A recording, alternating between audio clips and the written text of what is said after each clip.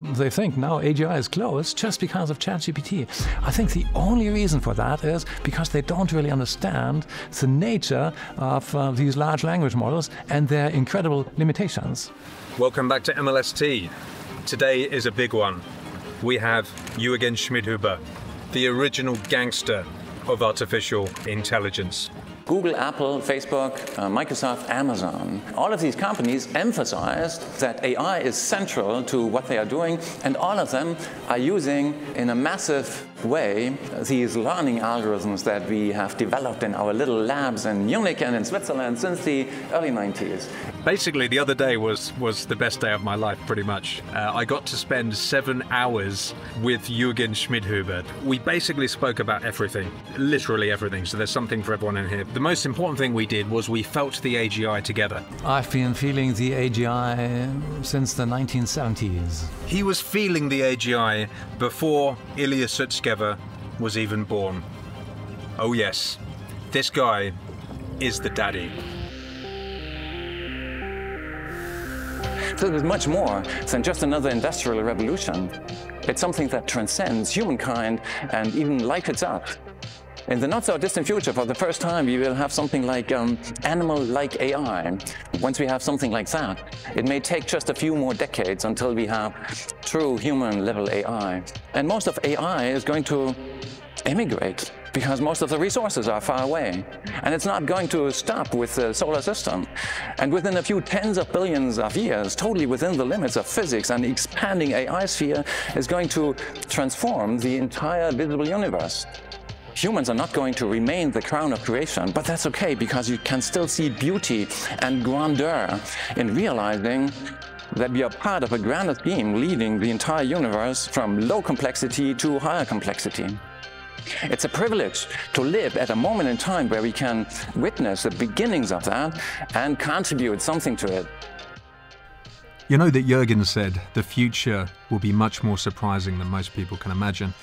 Well, here's something that might surprise you, that the best search API you should be using right now is the Brave Search API, the unsung hero of the search world.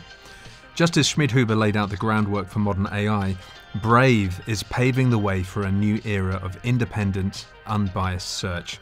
With an index covering over 20 billion web pages, it's like having Schmidhuber's vast knowledge at your fingertips, and indeed, behind an API. Of course, minus the German accent. Built from scratch without big tech biases, Brave Search Index is powered by real anonymized human page visits. It's like crowdsourcing knowledge from a global brain trust, filtering out the noise and keeping the good stuff. Brave's index is refreshed daily with tens of millions of new pages, and for all you AI enthusiasts out there, this is your chance to train your models on data that's as fresh as Schmidhuber's oldest research. It's perfect for AI model training and retrieval augmented generation, offering ethical data sourcing at prices that won't make your wallet cry. Over 2,000 free queries monthly. Go to brave.com/API. Now, enjoy part 1 of our Schmidhuber show. Jürgen, welcome to MLST. It's an absolute honor to have you on the show. My pleasure. Thank you for having me. I just wondered whether you thought that there might be a breakthrough in AI technology which reduces the amount of computation we need. Now, to give you an example, Francois Chollet, I'm interviewing him in August, but I also interviewed the current winner of his ARC challenge, Jack Cole, last week. And his basic idea is that we need discrete program synthesis, we need symbolic AI or neurosymbolic AI, and it could be neurally guided. So there could be some kind of meta-patterned program search. But Jack Cole actually had an interesting thing he said. He said that neural networks are wide but shallow, but symbolic methods are kind of narrow but deep, if that makes sense. So there's something interesting there with having a Turing machine and having symbolic methods. What are your reflections on that? Yes, I totally agree. There are so many problems in computer science which deep learning cannot solve at all, like just basic theorem proving, where you have deep search trees and you are trying to prove new theorems in a way that is guaranteed to be correct. So there You wouldn't want to use neural networks for doing that. You might want to use neural networks to try to find shortcuts through the trees or something like that, given certain patterns that you see in the proofs and stuff like that. However, the basic principles have nothing to do with deep learning. And there are so many things, so many problems that can be solved by machines that are not deep learners. And they are much faster and more efficient. All of symbolic integration, for example, has nothing to do with deep learning. This is very simple manipulation. And the most successful language models today, what do? Well, whenever there's a problem of symbolic manipulation, then they call one of these traditional symbolic integration machines, and then try to figure out what exactly did this thing compute and how can I embed it into my language flow such that it makes sense. Yeah, so there are millions of problems where you don't get anywhere with deep learning. Yeah, it's so interesting because we often make the argument that neural networks are finite state automata, that they're not Turing machines. And this is really interesting because for many years, LeCun and Hinton, they resisted this argument. They were trying to say that there's no reason in principle why you couldn't do symbolic abstract manipulation in a neural network. But it's really interesting just to hear you be so clear about that there's a difference. No. A recurrent neural network is a general purpose computer. So with a recurrent neural network, in principle, you can compute anything that you can compute on your laptop. On that, though, I think it was a paper in 1995 which proved that. And I think that it was with arbitrary precision. So it was kind of cheating. It was pretending to be a Turing machine by adding more and more precision to the weights. You mean the paper by Siegelman and Sonntag? Exactly, that one, yeah. And I think it was more like 91 or something like that. Okay. But the argument in there is not very convincing for the reason that you just mentioned, because you need infinite precision on the weights. Yes. My favorite proof that recurrent networks are general purpose computers is not that. It's much simpler. With a recurrent neural network, you have these hidden units, and in those you can implement NAND gates, not AND gates. And so one of the first exercises in computer science is build the arithmetic processing unit of your laptop, or the control unit, from NAND gates, which you can do. So there's a way of using only NAND gates in a recurrent network to create what is driving your laptop. So anything your laptop can do can also be done by this recurrent network. Unlimited and infinite are two different things. There are no infinite things in the known universe. Unlimited just means finite, but without limit. Since LSTM is a recurrent net, you can always make it one step deeper by increasing the length of the incoming input sequence by 1. And this just means that the unfolded LSTM will have one more virtual layer. And already 20 years ago, we had practical applications where we used the residual connections of LSTM to propagate errors through a really, really deep unfolded LSTM with tens of thousands of virtual layers. So deep learning is all about depth. And the same principle enabled later the highway net, which is a feed-forward network, but using these LSTM principles, and half a year later, the ResNets. So in this universe, there is nothing that is infinite. There's no infinite precision, there is no infinite storage space, and whatever. So there are no universal computers, because truly universal computers need unlimited, potentially infinite storage. And the recurrent networks don't have that. But the limitations of the recurrent networks are exactly the same, which are the limitations of your laptop. So from any practical sense, they are just as powerful as your laptop or any other computer. If you need more storage space, you just make them bigger, or you add additional storage to your laptop. I agree. I think many people make that argument, but could you not say there's a difference in kind in a Turing machine being able to address a potentially infinite number of situations? So it's a little bit like, even though it's a finite object, it can represent a potentially infinite size, and it does that through being able to expand its memory.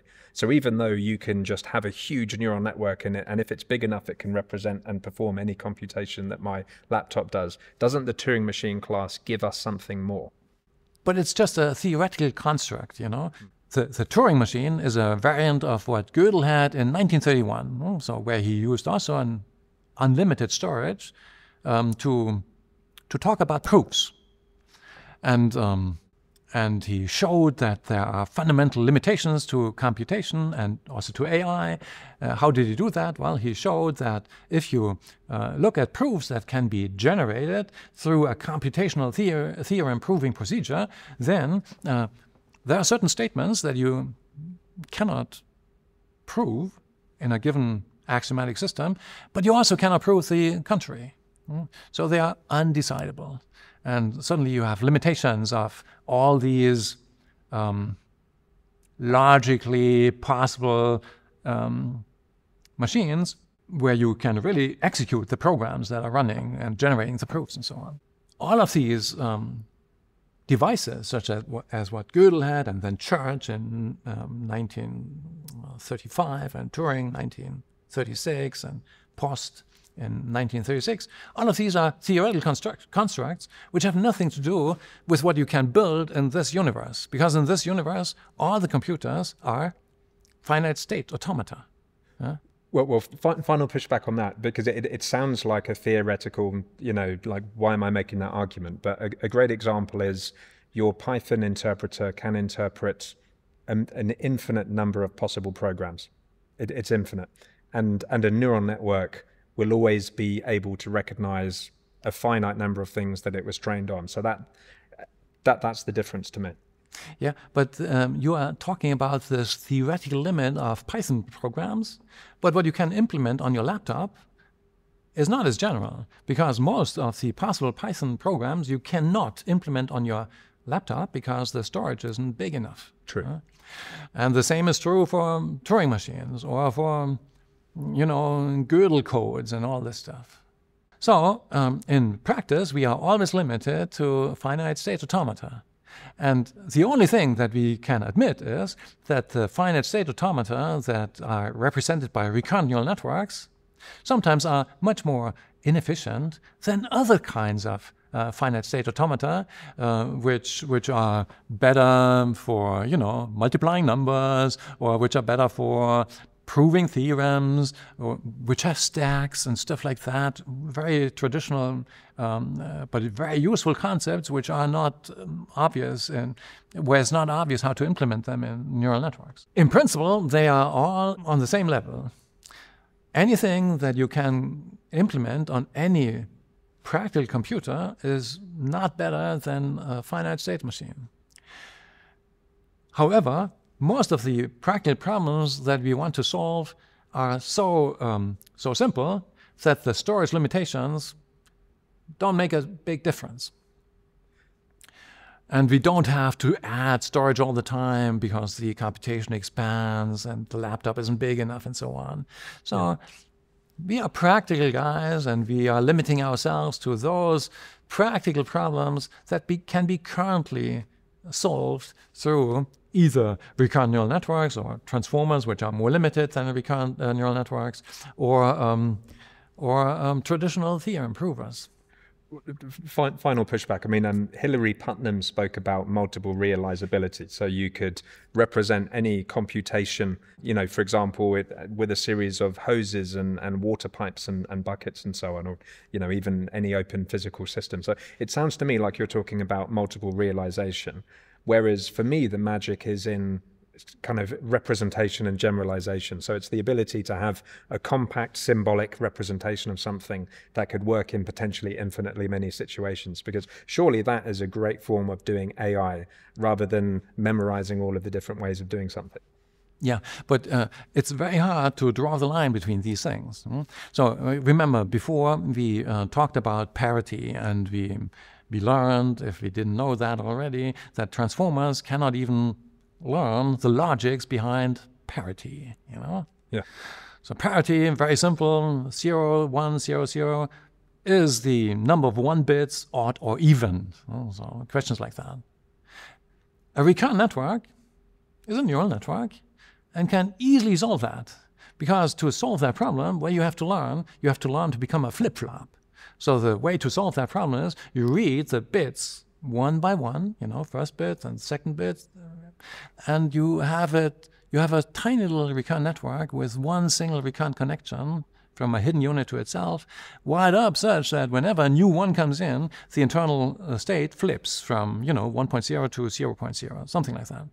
And then this very simple device, which looks like a little logic circuit, can solve parity, which transformers cannot. Where is now exactly the difference between these little logic devices that can do that and recurrent networks? Well, this little logic circuit is just a special case of a recurrent network. So everything that you can do with logic circuits, you can do with recurrent networks. And that's why I've been so fascinated with recurrent networks since the 80s, because they are general purpose computers, not in the universal sense that doesn't exist in this universe, but in this very general sense that, that you can say, well, all you need to do to make it truly universal is add a little bit more storage whenever you need it. And that is good enough. I think there's a distinction between the substrate of the RNN as a computation model and its utility in respect of being a trainable neural network. Because I think that 1991 paper, that wasn't trainable with SGD. It was just a patterned way of, you know, imputing information into an RNN to make it behave as if it was a Turing machine. So is that an issue here, that we want them to be trainable, we want them to be useful? Yeah, it is an issue because look at this little network which learns parity. It has only 5 connections.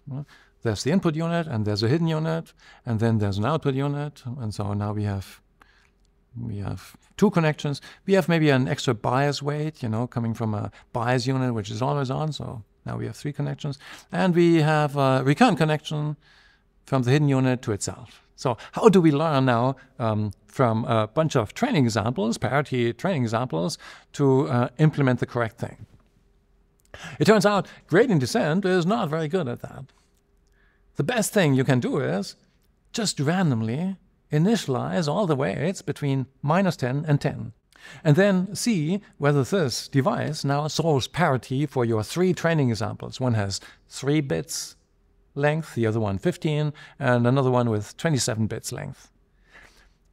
If it solves all these 3 training examples, you can almost be sure that it's going to generalize on all lengths of all parity strings. So it's much more powerful than a feed-forward network, because if you train a feed-forward network to solve, you know, 9-bit parity with 9 inputs, then yeah, there's a way of doing that, but it's not going to generalize to 10 bits or 11 bits. But this little recurrent thing is going to do that. It's going to generalize to every type of parity input. Yeah. So here we have a learning algorithm, a non-traditional learning algorithm, which is just random weight search. And you just try 1,000 times. Does your initialization of the weights solve the 3 elements in the training set? And it's going to generalize almost certainly on the much bigger test set. So it's an unusual learning algorithm, but it's a very good one, because within a few hundred trials, it's going to learn that. This is actually in the old 1997 LSTM paper. It's one of the examples. So there are certain things which you don't want to learn through gradient descent. No, there are better ways, discrete program search. So the program of a recurrent network is the weight matrix, of course, and often gradient descent gets stuck and is not going to find what you really want. But other types of search among these weights or the programs of this network, they are going to work. And if you look at our past, you know, publications since 1987, you always will find lots of purely symbolic, obviously symbolic things where it's about proof search, and asymptotically optimal problem solvers like the OOPS in 2003, or the Gödel machine, an optimal self-improver, which doesn't care at all for deep learning. So it's a very different kind of machine. And then there are the neural networks, which when nobody can prove that they are going to work well on these particular problems, but they do. So practical experience show they are really useful. And to find the boundaries between the symbolic approaches and these less symbolic approaches is impossible. They are totally blurred, And back then, in the early 90s, we had sub-goal generators that do something that sounds like a symbolic thing, but no, it was implemented through gradient descent in a system that learned to decompose the action sequences that you have to execute to achieve goals into meaningful chunks, such that you go from start to goal and so on, and start to sub-goal, and then from sub-goal to goal, all the stuff that looks a little bit symbolic, but no, we showed that it can be done by neural networks, and even can be learned by gradient descent. But then we had other problems that make gradient descent fail completely. So you don't want to elevate gradient descent to this holy approach that's going to solve everything. No, there are millions of things that cannot be solved by gradient descent. This does not mean that this is a problem for neural networks, because neural networks can also be trained by many methods that are not gradient descent. So just in closing on this bit, it's fascinating because you've also spent much of your career talking about meta-learning, which is kind of second order or perhaps even third order and beyond learning. And perhaps, as you were just alluding to, in that ladder of meta-learning, you could mix modalities. So there could be kind of stochastic gradient descent, and then a symbolic mode, and then a patterned meta-reasoning mode. And I just wondered, for all of the folks doing the ARC challenge now, they're doing this kind of discrete program search, and they're experimenting with having meta-patterned neural search on the top or something completely different. What would your approach be to that? You have to look at the nature of these problems. I didn't, but I'm sure that for many of these problems, what you want to do is probably something like the optimal ordered problem solver, which is an asymptotically optimal way of finding a program that solves some given computational problem where the verification time for the problem is linear in the size of the solution, such that you have cheap verification. That's an important thing. It's related to this P versus NP issue. And there's an asymptotically optimal way of doing program search like that, and it goes back to Levin, 1973. Universal search, it is called, among all these programs.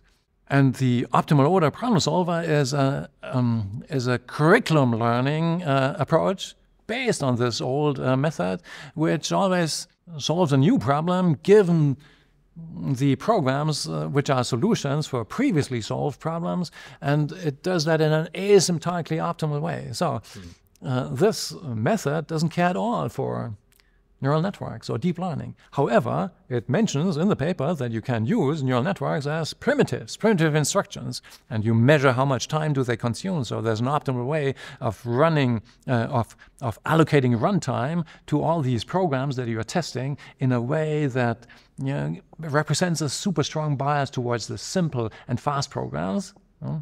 And then these programs, they can have all kinds of primitive instructions, and the primitive instruction again can be something really complicated. It can be, backpropagation for a transformer or something like that. But you have to measure the time that is consumed. You are going to interrupt whenever it's consuming too much time in the current phase, and you are allocating more and more runtime to all these programs that are trying to find a solution, which is easy to verify. You have to take into account the verification time as well. And then all of this sounds super symbolic, but the same principles I already applied in the 90s also to neural networks. So it's just a non-traditional way of searching for weight matrices of neural networks through something that is not gradient descent, something that is actually in many ways much smarter. And if you're lucky, will lead to much better generalization results, because what these methods are essentially trying to do is find the shortest and fastest way of solving a given problem. Basically, they're trying to minimize the algorithmic complexity or the Kolmogorov complexity under runtime constraints of some neural network in a way that allows it to generalize much better. Yeah. So there we have all kinds of overlaps between this traditional symbolic reasoning and traditional program search and these fuzzy things called neural networks. So did the tech industry try to poach your team? They did. They tried to hire my collaborators, of course. For example, back then in 2010, 2011, when we had these successes with very fast convolutional neural networks, Apple really managed to hire one of my award-winning team members. And some people think that Apple came late to the party, to the deep learning GPU CNN party. But no, they got active as soon as this became commercially relevant. And Google DeepMind, of course, was co-founded by a student from my lab, and their first employee was another PhD student of mine. And later they hired many of my postdocs and PhD students. By the way, I saw a funny Twitter meme the other day where a lady said, I don't want AI to do my sort of art and creativity for me. I want it to wash the dishes. But that's an aside. Yeah, that's what my mom said in the 70s, really. You know, yeah, build me a robot that does my dishes. Yeah, exactly. But the thing I want to get to, though, is why is it that people look at ChatGPT and they are convinced that it is on the path to AGI, and I look at it and I think of it as a database. It has no knowledge acquisition, so no reasoning. It has no creativity. It has no agency. It doesn't have many of the cognitive features that we have. Yet people look into it, and either they are willfully anthropomorphizing it or deluding themselves, or maybe they really see something. What do you think explains that? I think that those people who were very skeptical of AGI, have been skeptical of AGI for decades, and suddenly were convinced the other way because of ChatGPT, because suddenly you had a machine that is really pretty good at the Turing test. They thought, oh, now AGI is here. But I think all those guys who suddenly are worried about AGI just because of ChatGPT and other large language models, it's mostly the guys who don't know much about AI. They don't know much about the incredible limitations of the neural networks that are behind ChatGPT. And today we already mentioned a couple of things that these neural networks cannot do at all. So it's kind of weird, actually. I have been advocating, I've been hyping, I must say, AGI for many decades. I claimed to my mom in the 70s that within my lifetime it's going to be there and everything. And my colleagues later in the 80s, they thought I'm crazy, but suddenly many of these guys who have wrinkled their eyebrows about my predictions, they have turned around and they think now AGI is close just because of ChatGPT. I think the only reason for that is because they don't really understand the nature of these large language models and their incredible limitations. No, but I can't get my head around this, because many of these folks, especially in Silicon Valley, they work in the tech industry. They're working on this technology, and they apparently don't understand how machine learning works. And I can only understand it in the sense that sometimes you have brilliant people who are incredibly deluded in some other way, or there must be something to explain why they just can't see that. I mean, these things are still machine learning models, right? They're only as good as fitting a parameterized curve to some data distribution, and they'll work really well where you've got lots of density, and they won't work very well when you don't have lots of density. Why do they think it magically reasons? Well, probably it's because many of them are venture capitalists, and they are being convinced by a couple of scientists who are forming startup companies that now their new startup is really close and they must invest a lot. And so I think at least one of the reasons for this misunderstanding is that some of the machine learning researchers are overhyping the abilities of what's now possible of large language models.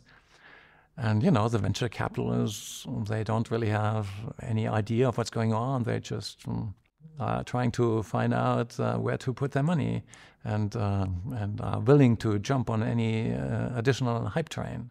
AGI is possible. It's going to come in the not so distant future, but it will be, it will have large language models only as a submodule, something like a submodule, because the central goal of AGI is something that's really different. That's much closer to reinforcement learning. Now you can profit a lot as a reinforcement learner from supervised learning. For example, you can build a predictive model of the world, and then you can exploit this model, which might be built by the same foundation models that are used for language models. You can use then this model of the world to plan future action sequences. But now this is really a different story, and now you need to have some embodied AI, like a robot, which is operating in the real world. And in the real world, you can't do what you can do in the video games. You know, in the video games, you can do a trillion simulations, a trillion trials to optimize your performance. And whenever you get shot, you get resurrected. Now, in the real world, you have a robot, and you do 3 trials of something simple, and a tendon is broken of the finger, you know, something like that. And you have to deal with the incredible frustrations of the real world and with the planning that you have to execute in the real world to minimize your interactions with the world, do mental planning into the future to optimize your performance, but then also be really efficient when you are collecting new training examples through your actions, because you want to minimize the effort for acquiring new data that improves your model of the world, which you are using for planning. So what I now mentioned in a nutshell is essential for AGIs, and several of these components that I mentioned don't work well at all at the moment. Yes. Now, the existing neural networks can be used in a certain way as components for a slightly larger system that does all of these things, and our first systems of this kind date really back to 1990 when I so maybe I was even the first to use the word world model back then for a recurrent neural network that is used to plan action sequences for a controller that is trying to maximize its reward. But these more complex problem solvers and decision makers, they are really a different game, are really different from just large language models. Yes, and I think I read your paper with David Ha. Was that a good few years ago? He was the first person to use imagination. This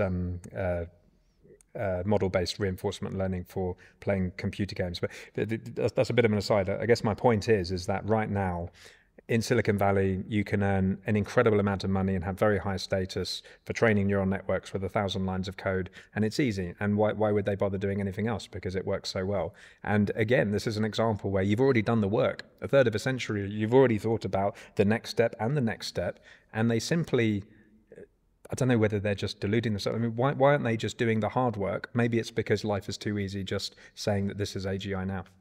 Yeah, I guess many of these guys who are now overhyping AGI are in search of funding for their next company. Yeah. And there are enough gullible venture capitalists who are jumping on that bandwagon.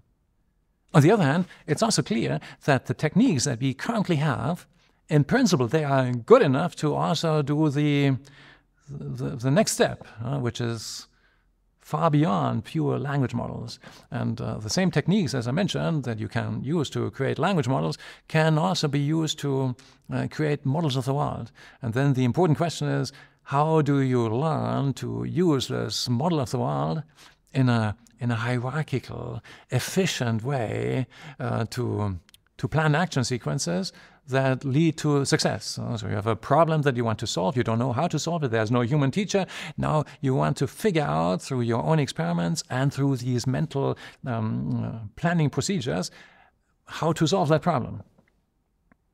And you know, in 1990, we did it in the wrong way, in the naive way. Back then, in 1990, I said, okay, let's have the recurrent network controller and the recurrent network world model, which is used for planning. And then we do the naive thing, which is millisecond by millisecond planning. What does that mean? It means that you are simulating every little step of your possible futures, and you're trying to pick one where in your mental simulation you will get a lot of predicted reward, you know.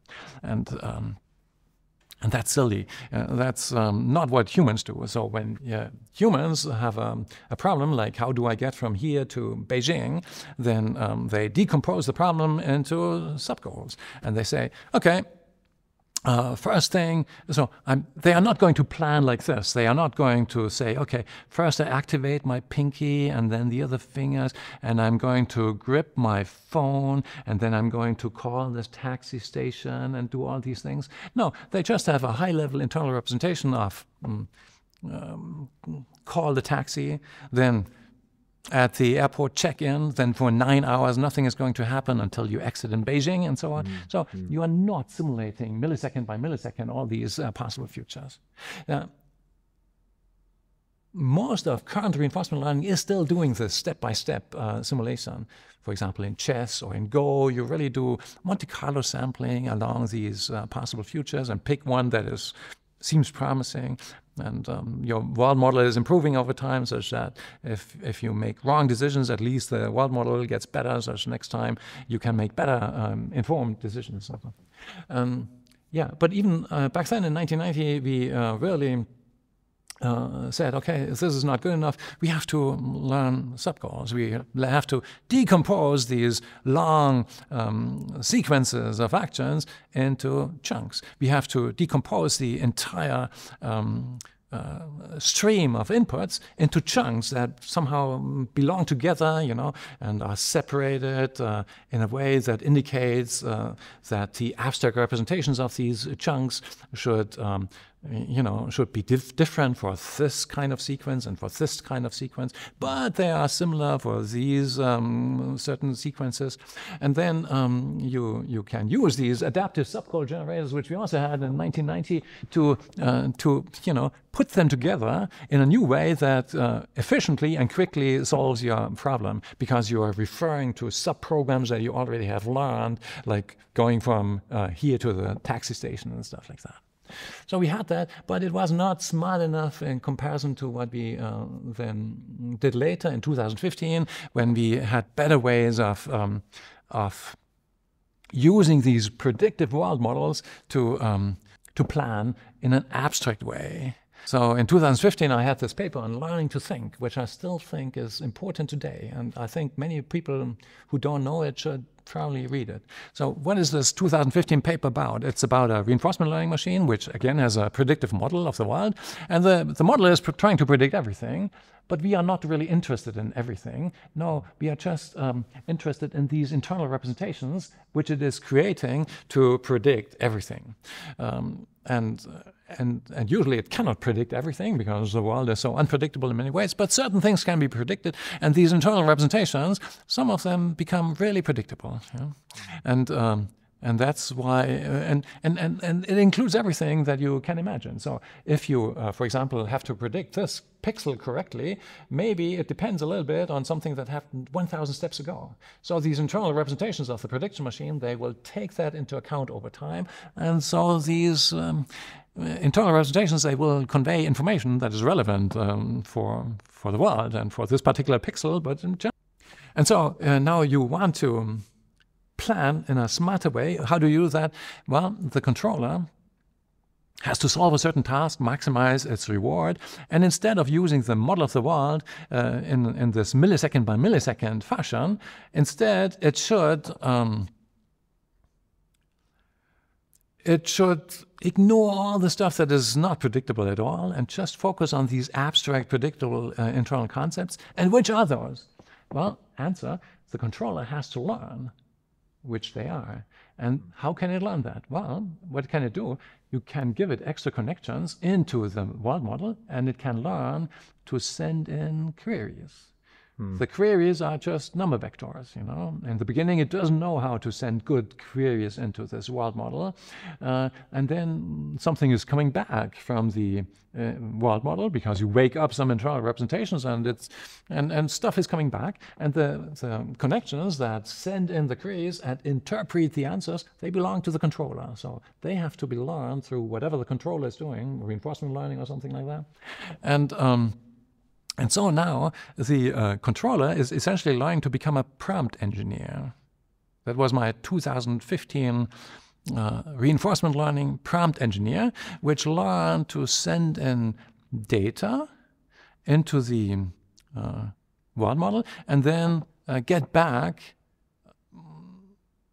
data from the world model, which somehow should represent the algorithmic information about whatever is relevant. So basically, the controller has to learn to address in this huge world model, which maybe has seen all YouTube videos of everything. Somehow it must learn to address this internal knowledge and in an abstract planning way and interpret what's coming back. And the acid test is, does this controller learn whatever it has to learn faster without the model by, you know, just setting all the connections to 0, or with the model by somehow learning that it is cheaper to address relevant algorithmic information in the world model that you can reuse to become a better controller faster. So learning to think, I believe in principle this is the way to go in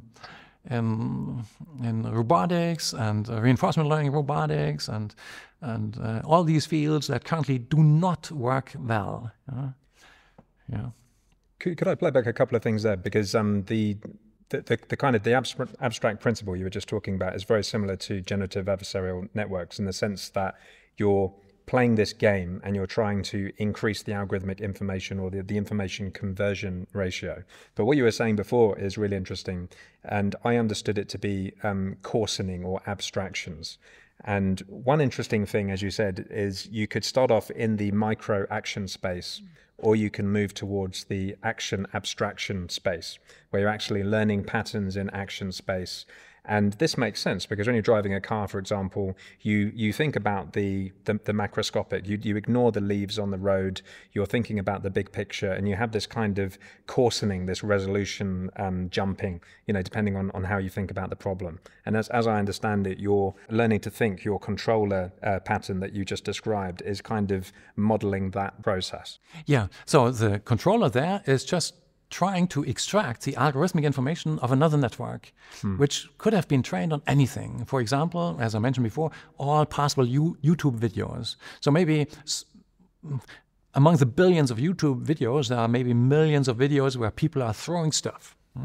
And some robots are also throwing stuff, and basketballers and footballers and whoever, they are throwing stuff. So there's a lot of information about gravity and about how the world works, you know, and the physics of the world and the 3D nature of the world. It's all there in these videos. However, these videos, they contain this information in a way that is not directly accessible to the controller, because the controller, he has these actuators and he sends signals to the actuators and then something happens. Now, the actuators of the robot, controlled by the controller, they may be very different from the actuators of the basketball players in the videos, you know, but they have a lot in common also, because they also have to work in this world dominated by gravity, and maybe the robot has only 3 fingers and not 5, you know. But there's a lot you can learn from 5-finger guys about how to use a 3-finger hand, and how to throw objects, and what do these objects, and how do they tumble, and you know, as you're throwing them. So you somehow want to inject queries, prompts, into this model of the world, and you want to do it such that it addresses the right stuff in the world model, such that the good stuff that you need for your improved behavior as a controller is extracted. And such that you need maybe just a few additional bits of information that you have to learn as a controller, in addition to this, information that you cannot use immediately to throw well, but such that you just have to change a little bit, a few bits here and there, such that you then learn to throw a ball much faster than without access to this, huge set of examples. So, because it's very complicated in a given environment to find the right planning algorithm and to find the good way of addressing all of that, it has to be learned. You can't pre-program it, so you have to learn it in an environment-specific fashion under all these resource constraints that you have, because you have only so many neurons in your controller and only so many neurons in your model, and you have only so many time steps per millisecond to act, So all of this is nicely and beautifully built in, and you just have to learn as a controller to become a good prompt engineer, to send in good prompts and understand what's coming back. You have to learn that. So in principle, that's what I think is going to be the future of planning and hierarchical, analogical reasoning and all these things. You build a system that's general enough to learn all these things by itself. So that's I think, the future of practical planning. Non-universal planning, like what we had in the early 2000s with the universal AI stuff of my postdoc Markus Hutter, and the Gödel machine, universal self-changing and whatever. So very practical and down-to-earth under limited resources, with resource constraints and everything. It's all already there, and the controller just has to learn to become a better prompt engineer. And now you give it a sequence of problems so that it can always reuse the previously learned things again, and learns more and more subprograms, which can be encoded in the recurrent neural networks. So these are general purpose computers, so they can encode all these hierarchical reasoning things with subprograms and everything. So in principle, all of that should work well, but it doesn't work as well as the supervised, limited techniques, the large language models that are now so fascinating for so many people. Yes, this is another example of when you were ahead of your time. I interviewed a couple of university students at Toronto about a month ago, and they're applying control theory to large language model prompting. And they actually use it for exploring the space of reachability. Yeah. So, they have a controller that tries to optimize the language model to say a particular thing, and they can use that to reason about the space of possible tokens. But the point, though, is that we're starting to see meta-architectures where language models are a component in that architecture. And I think that kind of thinking out the box is really interesting. Yeah, for example, one of our recent papers inspired by this 2015 learning prompt engineer is our Society of Mind paper, yes, where we had not just two, not just the controller and the world model, but lots of models, many foundation models. Some of them know a lot about computer vision. Some of them know a lot about how to take an image and generate a caption out of it. Others know a lot about how to, just answer questions in natural language. Now you have a society of these guys, and you give them a problem that they cannot solve individually. So now you ask them to collectively solve a problem that none of them can solve by itself.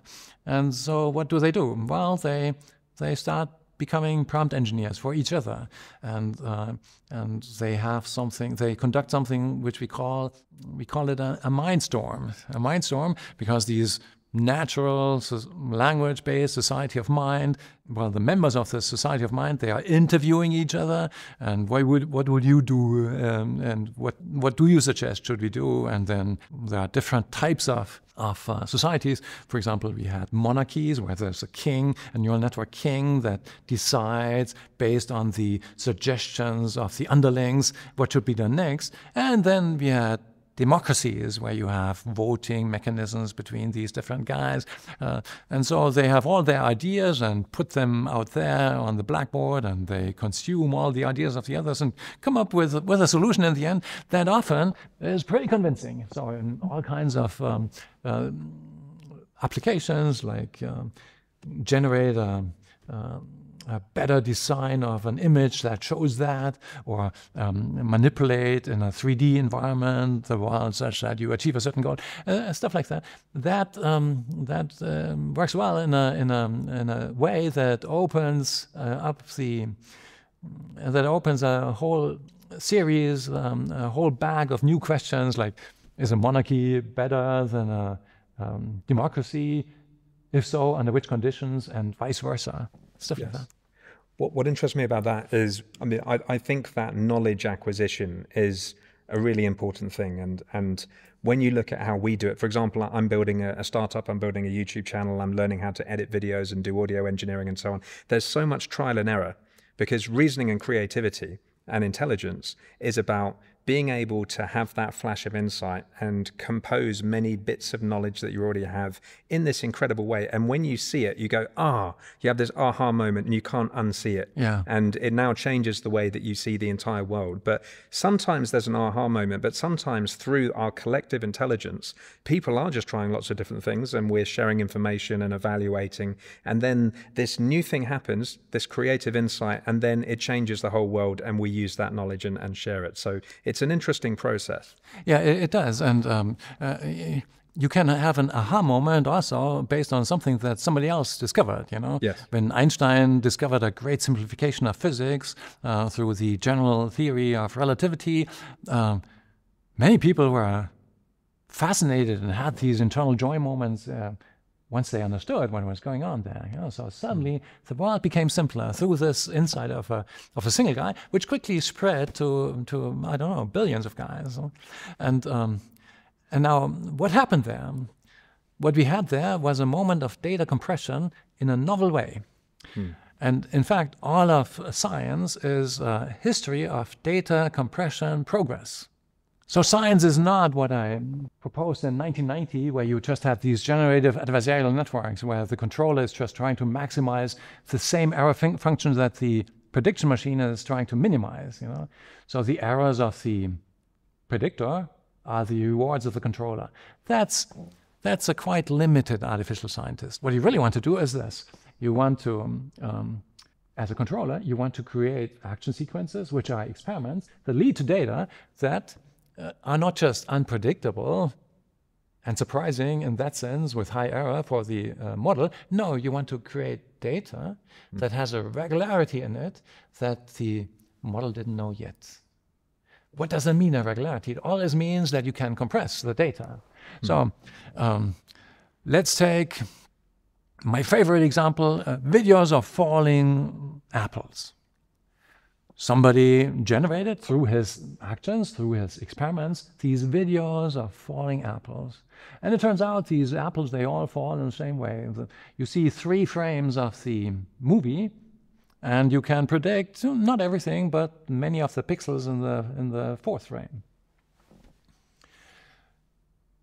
Whatever you can predict, you don't have to store extra, which means that many of these pixels, which were well predicted, don't have to be stored extra, which means you can greatly compress the video of the falling apples, which means that the neural network that is encoding the predictor, the predictions of all these pixels, can be really simple, you know, can be a simple network that you can describe by a few bits of information, just because you can greatly compress the video.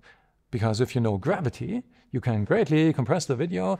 First you need so many megabytes, but then afterwards, because you know a lot about gravity, you only have to encode the deviations from the predictions of the model. So if the model is simple, then you can save lots of bits. So that's how people discovered gravity.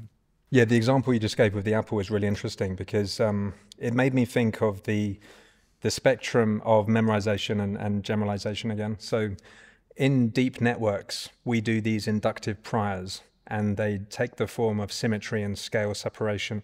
So for example, we could have translational, you know, like local weight sharing, so translational equivariance, and that would allow the model to use less representational capacity for modeling the ball in different positions. But there's a kind of continuum, isn't there? Because we could just go all of the way. And eventually we'd end up with a model that had hardly any degrees of freedom and still represented the apple falling. But there's this spectrum of representational fidelity. Yes, and you have to take into account the time that you need to translate the internal representations into meaningful actions as you are. So what are babies doing as they are watching these falling apples? They also learn to predict the next pixels, and that's how they also learn to compress. Now, they don't know anything about squared laws of mathematics and the simple, 5-symbol law that describes gravity for so many different objects. But in principle, they understand that there's a quadratic acceleration as these apples are coming down, and it learns this part of physics, even without being able to name it or translate it into symbols. That is not the objective. But it learns to greatly compress. And then, at some point, Kepler was a baby 400 years ago, and then he grew up, and he saw the data of the planets circling the sun, and it was noisy data. But then suddenly he realized that there's a regularity in the data, because you can greatly compress all these data points once you realize they're all on an ellipse. There's a simple mathematical law, and he was able to do all kinds of predictions based on this simple insight, and these were all correct. The predictions were all really good. And then slightly afterwards, a couple of decades later, another guy, Newton, he saw that the falling apples and the planets on these ellipses, they are driven by the same simple thing, and that allowed many additional simplifications and predictions that really worked well. And then it took 300 years or something until another guy was worried about the deviations from the predictions, and the whole thing became uglier and uglier. The traditional world model became uglier and uglier, because you need more and more bits of information to encode these deviations from the prediction. Because if you look far out there, what the stars are doing, they are doing things they shouldn't do according to the standard theory. And then he came up with this super simplification again. Many people think it's not simple, but it's very simple. You can phrase the nature of general relativity in a single sentence. It basically says, no matter how hard you accelerate or how hard you decelerate, or what is the gravity in the environment that you are currently living in, light speed always looks the same. So that's the whole program behind general relativity. And if you understand that, you have to, learn tensor calculus to formalize that and to derive predictions from that. But that is just a side effect of the basic insight, which is, again, very simple. So this very simple insight allowed to greatly compress the data again. And all of science is just this history of data compression progress. And as we are trying to build artificial scientists, we are doing exactly that. So whenever we generate through our own data collection procedures, through our own experiments, whenever we generate data that has a previously unknown regularity, a compressibility, and we discover this compressibility because first we need so many synapses and neurons to store that stuff, but then only so many. The difference between before and after, that's the fun that we have as scientists. So we understand the principle. We just build artificial scientists driven by exactly the same desire to maximize insights along these lines, data compression progress, essentially. And then we have AIs that are like little artificial scientists, and they set themselves their own goals because to maximize their scientific reward, their joy as scientists, they are trying to invent experiments that lead to data that has the property that there's a regularity in the data that they didn't know yet but can extract, and they realize, oh, my regularity that I didn't know allows me actually to take the data and compress it by predicting it in a better way, by understanding the rules behind the data. So we can implement that stuff in artificial systems. So we already do have artificial scientists. Not working as well as, Chat GPT in its more limited domain, where it's just about addressing the knowledge of the world. But it's going to come. It's going to change everything. Yes. A couple of quick comments on that. When children look at the apples falling, I think one interesting difference is they're constantly getting feedback from the world.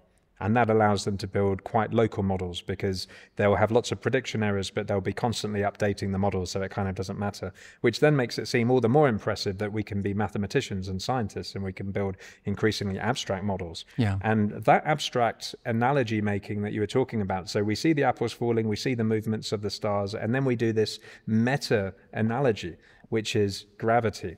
That to me is fascinating. Now, I don't know whether you just think of that as yet another form of compression, or do you think that analogical reasoning is something special? No, it's just another symptom of the general principles. So as you are compressing, you are exploiting the millions of different types of compressibility. For example, everything that is symmetric is compressible, because the left half can be easily computed from the right half. So you have to store only the right half, plus a tiny algorithm for flipping it or something.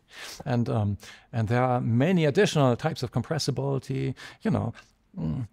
If you're living in a society where there are lots of people, then it's really good to have some, prototype face encoded in your brain, and whenever a new phase is coming along to encode it, all you need to encode is the deviations from the prototype.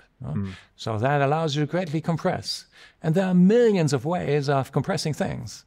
It's the world of compression algorithms, which is basically the world of all algorithms, and there are many names that are special cases of that, like reasoning by analogy. But analogy just means, hey, there's a method, an algorithm that explains how these planets move around the sun, and a very similar algorithm, I just have to change a few bits there, also explains how the electrons move around the nucleus of the atom.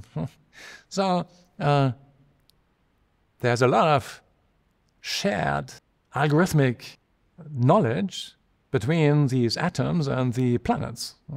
And you can compress both of them better than one of them by itself, because the algorithm, the compression, or the regularity is common to both, which means one is just an instance of the other one, so you can better compress. So all of regularity detection is about compressibility.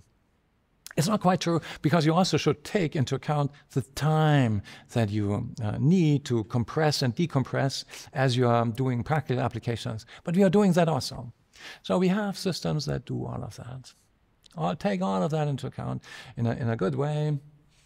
It's just that they are not working as well yet as Chat GPT, but it's going to happen. And that's stuff that is going to enable AI in the physical world, where you have to deal with the very limited resources that you have and the very small number of experiments that you can conduct to acquire data that allows you to infer how the world works and then use that knowledge for planning. What do you think of the idea that, rationalists, they think that the knowledge about how the world works can be factorized into surprisingly few primitives? So the idea is that when we do reasoning, when we do knowledge acquisition, it's a bit like Lego, and we're just plugging all of these bits together, and some of the science knowledge that you're just talking about, those are modules, so there are lots of Lego that have been stuck together that we reuse. But ultimately the idea is that all the knowledge that you can know is just compositions of Lego, and there's nothing else. Yeah, and all of what you're just saying is just a special case of compressibility, So whenever you have building blocks that reappear again and again, like Lego blocks and whatever, then you have compressibility, because you need to encode only one of these Lego blocks, and then you just make copies of it. And then you have maybe other high-level structures, and these structures also repeat themselves, like in a fractal object, like a mountain, for example, where the little part of the mountain looks like the entire mountain. which means that, that there's a lot of algorithmic information shared between the mountain and the parts of the mountain. And that's what you call fractal similarity. So it's just one of many types of compressibility. All the fractal stuff is compressible stuff, just like the analogical reasoning part is compressible stuff, just like the hierarchical reuse of subprograms is all about compression. So machine learning is essentially the science of data compression plus the science of selecting actions that lead to data that you compress, that you can compress in a way that you didn't know, but you can learn. That's how you better understand the compressibilities, the regularities in the environment. So that's what we have to build into our artificial scientists. Modern large language models like Chat GPT, they're based on self-attention transformers, and even given their obvious limitations, they are a revolutionary technology. Now, you must be really happy about that, because, you know, a third of a century ago, you published the first transformer variants. What are your reflections on that today? In fact, in 1991, when compute was maybe 5 million times more expensive than today, I published this model that you mentioned, which is now called the unnormalized linear transformer. I had a different name for it. I called it a fast weight controller, but names are not important. The only thing that counts is the math. So this linear transformer is a neural network with lots of nonlinear operations within the network. So it's a bit weird that it's called a linear transformer. However, the linear, and that's important, refers to something else. It refers to scaling. A standard transformer of 2017, a quadratic transformer, if you give it 100 times as much input, then it needs 10,000 times, 100 times 100 is 10,000 times as many computations. And a linear transformer of 1991 needs only 100 times the compute, which makes it very interesting, actually, because at the moment, many people are trying to come up with more efficient transformers, and this old linear transformer of 1991 is therefore a very interesting starting point for additional improvements of transformers and similar models. So what did the linear transformer do? Assume the goal is to predict the next word in a chat, given the chat so far. And essentially, the linear transformer of 1991 does this. To minimize its error, it learns to generate patterns that, in modern transformer terminology, are called keys and values. Keys and values. Back then, I called them from and to, but that's just terminology. And it does that to reprogram parts of itself such that its attention is directed in a context-dependent way to what is important. And a good way of thinking about this linear transformer is this. The traditional artificial neural networks have storage and control all mixed up. The linear transformer of 1991, however, has a novel neural network system that separates storage and control like in traditional computers. In traditional computers, for many decades, storage and control is separate, and the control learns to manipulate the storage. And so with these linear transformers, you also have a slow network, which learns by gradient descent to compute the weight changes of a fast weight network.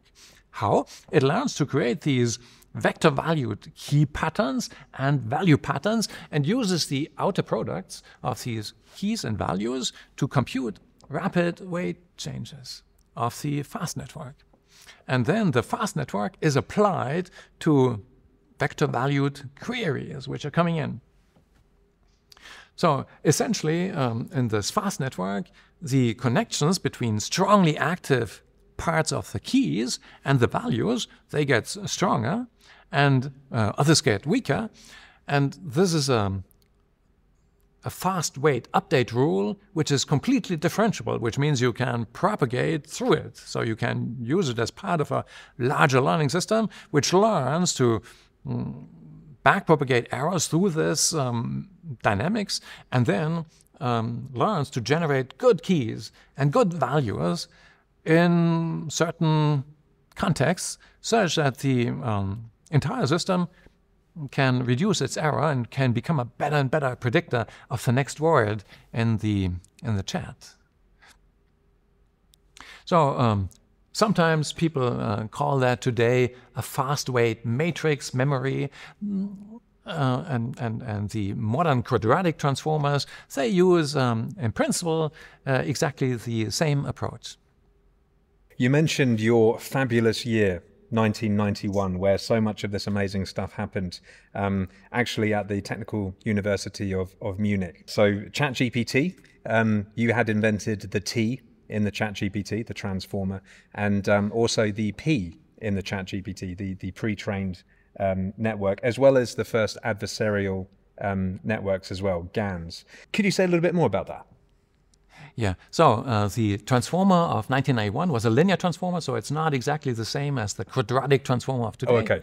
But nevertheless, it's using these transformer principles, and the P in GPT, yeah, that's the pre-training. And back then, deep learning didn't work, but then we had networks that could use predictive coding to greatly compress long sequences such that suddenly you could work on this reduced space of these compressed data descriptions, and deep learning became possible where it wasn't possible before.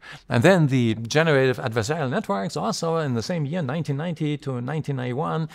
How did that work? Well, back then we had two networks. One is the controller, and the controller has certain probabilistic stochastic units within itself, and they can learn the mean and the variance of a Gaussian, and there are other nonlinear units in there.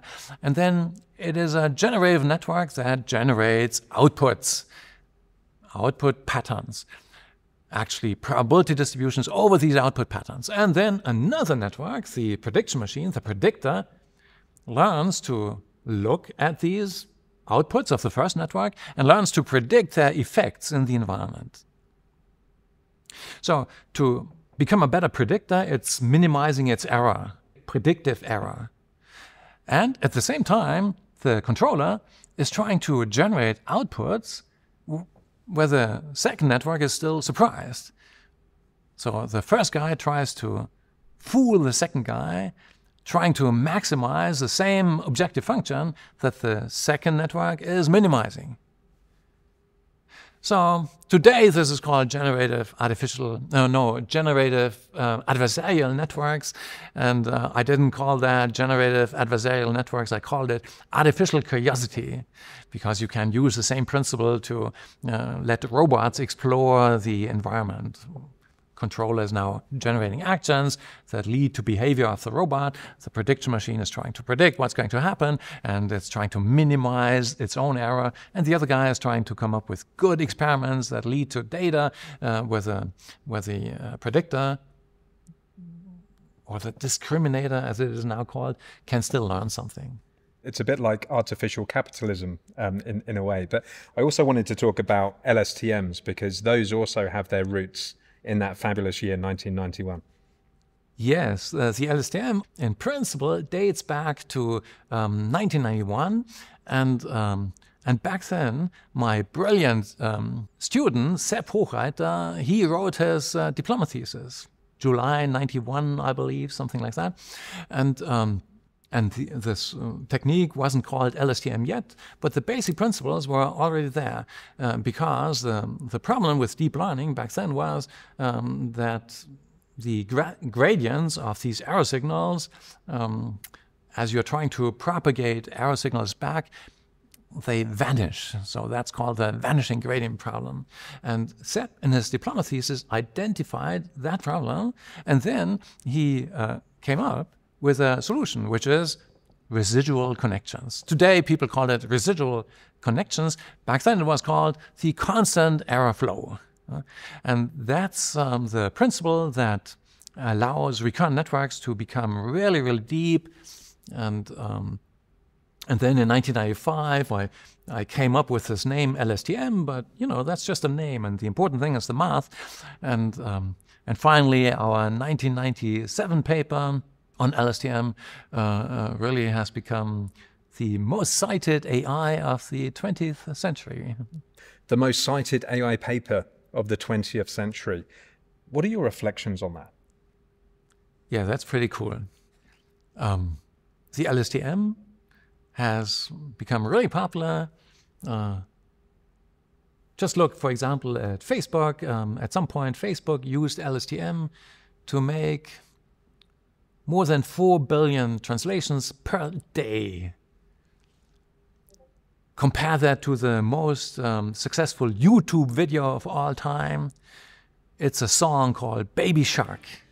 Baby Shark, da da da da. And the song has more than 10 billion clicks. But it needed several years to get 10 billion clicks. And back then, LSTM working for Facebook, within 3 days, got more clicks than Baby Shark in its entire life. Yeah, I mean, given that we now live in the information world, algorithms are just so important because they can have so much leverage over our lives. But just coming back to Sepp for a minute, I'm a big fan of his. And I heard on the grapevine that he's working on a newer, more scalable version of LSTMs called XLSTMs. Can you tell us about that? The XLSTM seems to be great. We'll get into that. Let me first mention that the first large language models of Google and the other guys in the 2010s were actually based on the old LSTM until quadratic transformers took over towards the end of the 2010s. Like the linear transformers of 1991, the LSTM is more efficient than transformers in the sense that it scales linearly rather than quadratically. Furthermore, one should always keep in mind that recurrent neural networks such as LSTM can solve all kinds of problems that transformers cannot solve. For example, parity. The parity problem seems very simple. You just look at bit strings such as 0, 1, 0, 1, 1, or 1, 0, 1, or 1, 1, 1, 0, 1, 1, 1, 1, 1, 0, 1. And given such a bit string, the question is the number of ones odd or even? So that looks like a simple task, but transformers fail to generalize on it, while a recurrent network can easily be programmed to solve that task. On the other hand, transformers are much easier to parallelize than LSTM, and this is also very important because you want to profit from today's massively parallel computing architectures, in particular NVIDIA GPUs. Recently, however, Sepp and his team have created this very promising LSTM extension called XLSTM. It outperforms transformers on several language benchmarks and also scales linearly, not quadratically. So that's good. And particularly noteworthy is XLSTM's superior understanding of text semantics. And some of the XLSTM versions can also be highly parallelized. They're is also an XLSTM variant with a matrix memory like the one that we have discussed before when we talked about unnormalized linear transformers of 1991. But in addition to that scheme, there's also the forget gate and the input gate and the output gate of the original LSTM. And that's a good thing, because in a matrix memory like that, you can store much more stuff than what you usually can store in just the hidden units of an LSTM or any recurrent network. What about recurrent state space models like Mamba? Mamba and similar models actually use key elements of LSTM. I don't know why they invented a new name for that. Like LSTM itself, the Mamba LSTM also has a forget gate, an input gate, and an output gate. But it's a little bit like a reduced version of LSTM, because these gates depend only on the previous input, so not on the hidden state representing the history of everything that happened before. And that's why the Mamba LSTM cannot solve parity either, just like transformers cannot solve parity. Also with Mamba, the computation of the next state is just a linear mapping. But this reduced Mamba LSTM works well for natural language and for small models, and it also scales linearly, that's good, rather than quadratically, like the quadratic transformers. But apparently the XLSTM works much better. In 1991, is it fair to say that you were just too soon? You had all of the algorithms and the insight, but you just didn't have enough compute power? That's true, but we had a friend back then in 1991, and the friend was a trend. An old trend dating back at least to the year 1941, when Konrad Zuse built the world's first working general-purpose program-controlled computer in Berlin. And his machine could do roughly one elementary operation per second. So, for example, one addition per second. Since then, however, every 5 years, compute has gotten 10 times cheaper. And so we have greatly profited from that. So 45 years after Zuse built the Z1, this famous machine, in 1986, when I was working on my diploma thesis on artificial general intelligence, which we now call AGI, based on meta-learning, on learning to learn, this trend was already old, and compute was 1 billion times cheaper than what Zuse had back then in 1941. And the first desktop computers back then in the 80s, they allowed us to conduct experiments that seemed infeasible just a few decades earlier. However, by today's standards, our models still were tiny. But in the last 30 years, we have gained another factor of 1 million. So we now have 1 billion times more compute per dollar than what Zuse had in 1941. And that's why now everybody has impressive AI on their smartphones, although the basic AI techniques running on these smartphones all date back to the previous millennium. So assuming that this trend won't break anytime soon, what's going to happen next? Then we'll soon have cheap computers with the raw computational power of a human brain.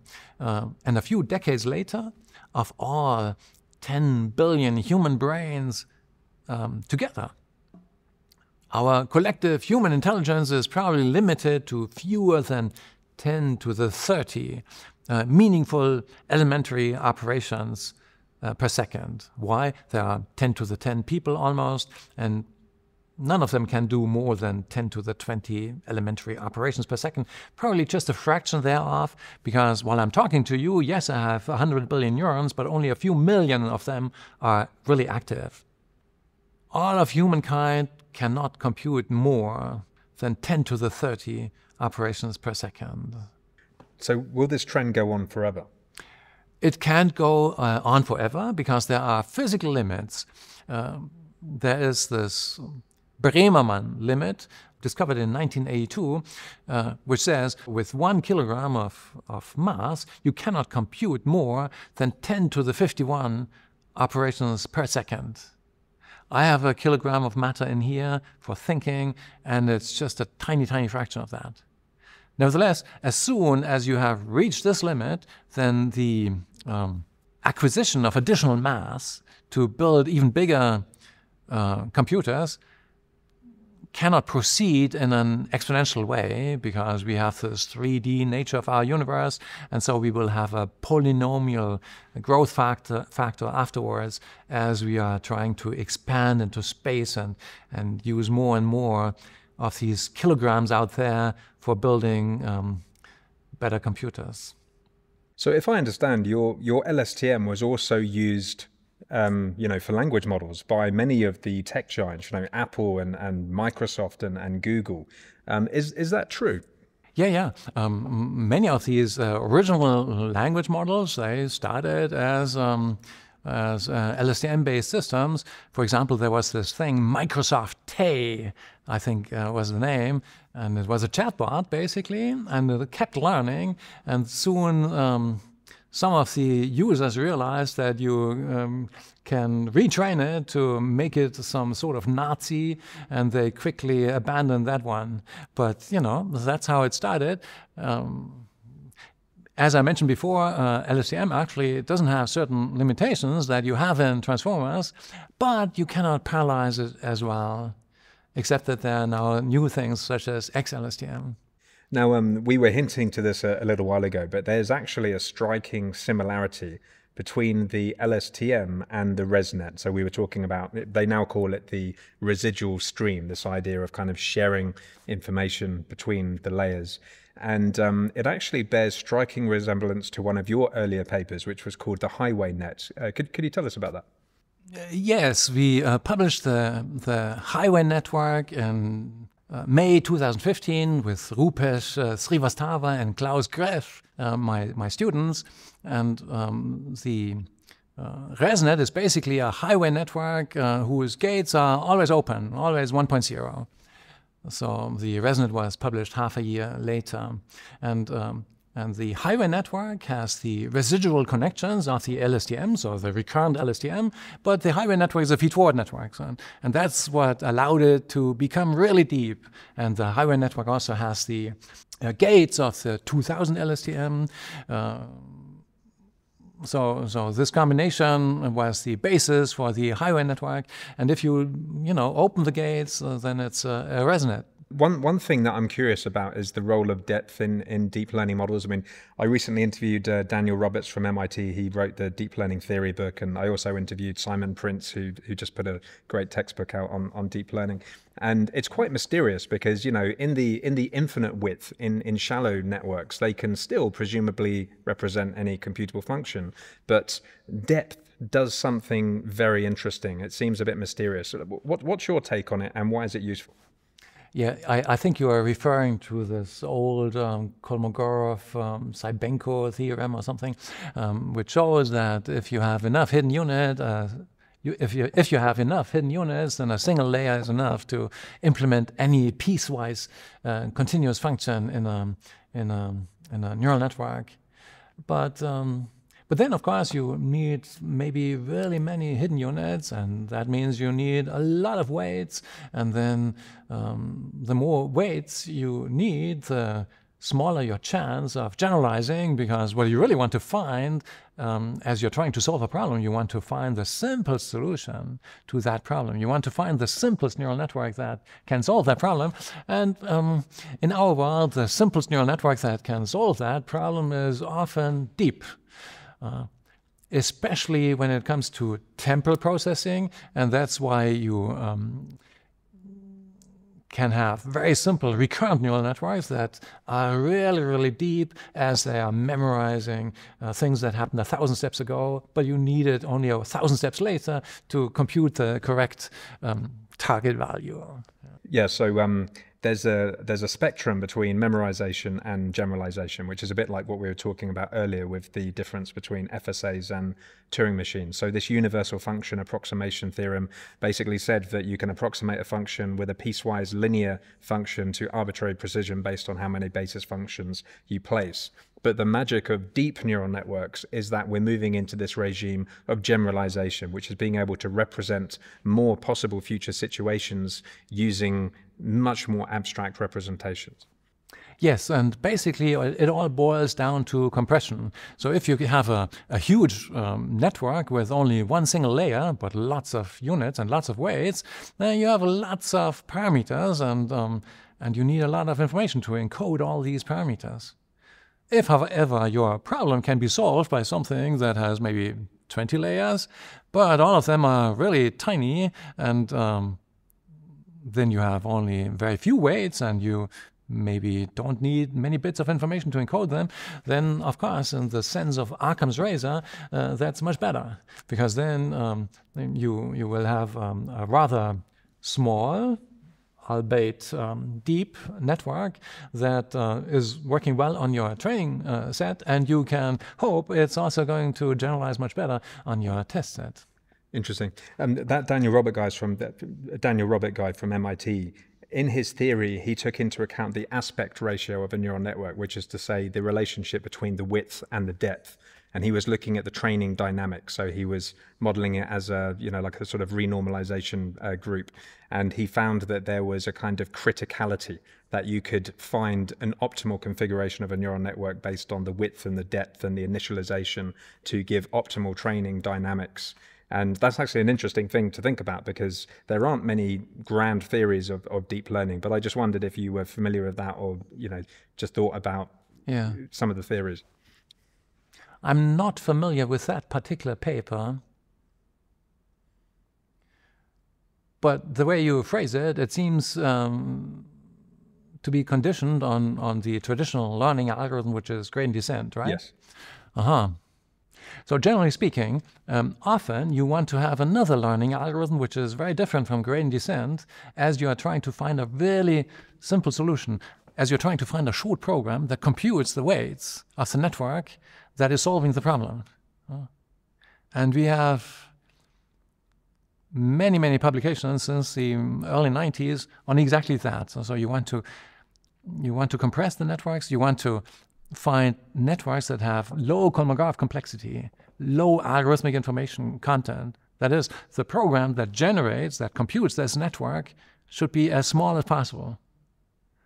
And that's what we mentioned earlier when we discussed these super generalizers, which, for example, can learn parity from just 3 training examples of different sizes and generalize to everything that the world of parity offers. And the world is big because there are infinitely many bit strings in that world.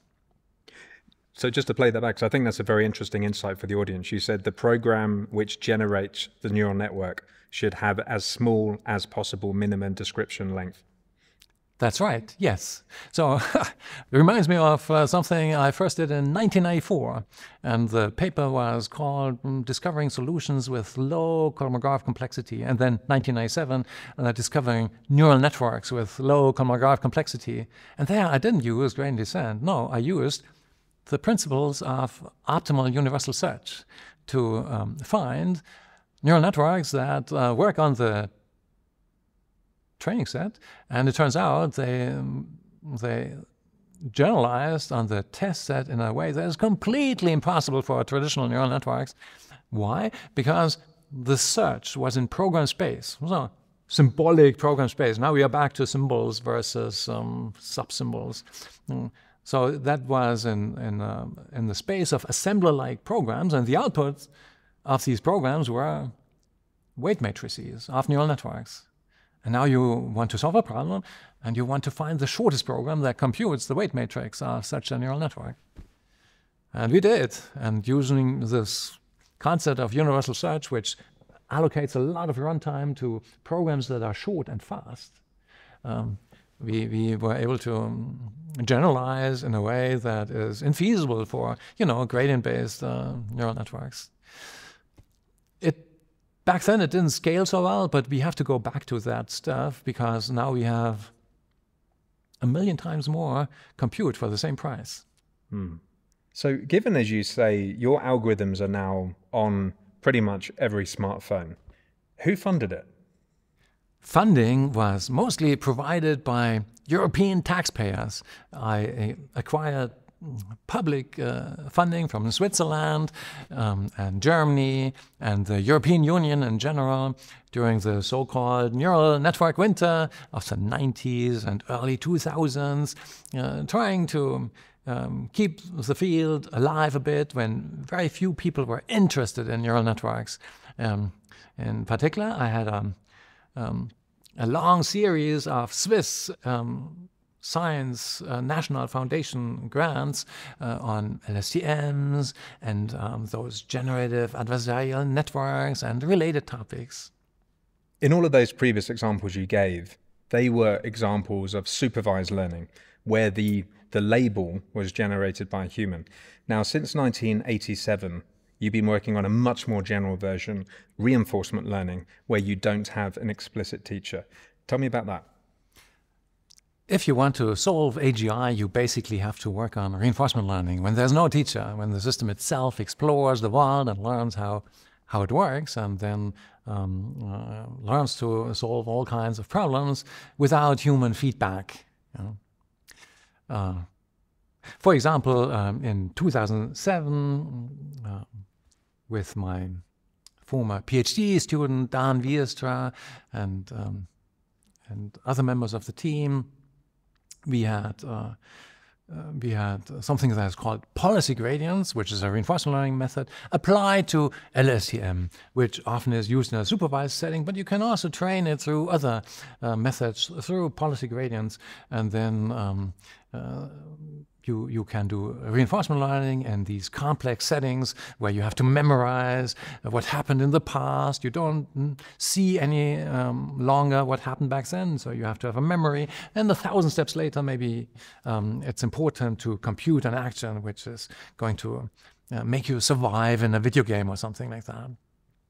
And Dan Wiestra, he actually later became the first real employee of DeepMind. Yes, if I understand correctly, he was friends with Shane Legg, right?